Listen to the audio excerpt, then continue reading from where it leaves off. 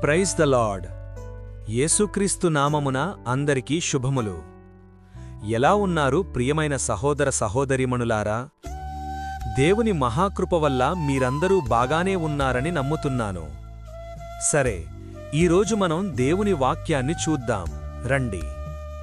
ఈరోజు వాక్యమేమిటంటే యాకోబు 5:13.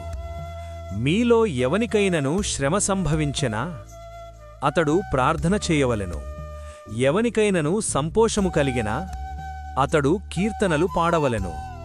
ప్రియులారా, ఈ వాక్యం మన జీవితానికి చాలా స్పష్టమైన మార్గాన్ని చూపిస్తోంది.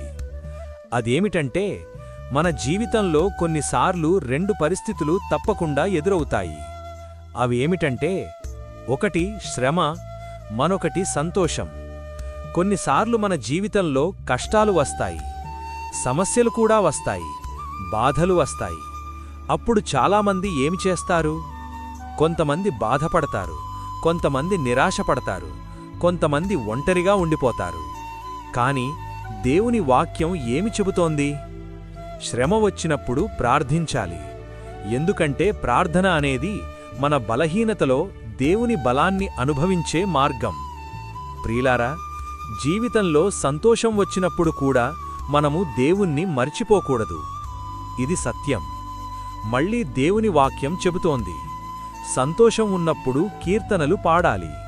అంటే దేవునికి కృతజ్ఞతలు చెప్పాలి.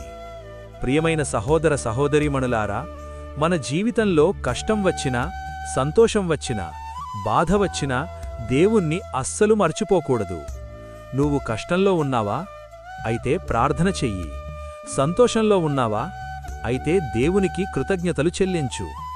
ఇదే దేవుడు మనకు నేర్పిస్తున్న జీవన మార్గం. సరే, ఈరోజు మనమొక నిర్ణయం తీసుకుందాం. కష్టాల్లో ఉన్నప్పుడు నేను ప్రార్థిస్తాను, సంతోషంలో ఉన్నప్పుడు దేవునికి కృతజ్ఞతలు చెబుతాను. నా జీవితంలో ప్రతి పరిస్థితిలో దేవుణ్ణి గుర్తుచేసుకుంటాను. ప్రియమైన సహోదర సహోదరీమణులారా, ప్రార్థన చేసే మనిషిని దేవుడు ఎప్పుడూ వదలడు. యేసుక్రీస్తు ప్రభువారి కృప నీకును నీ కుటుంబానికిను ఎల్లప్పుడూ తోడైయుండునుగాక. ఆమేన్.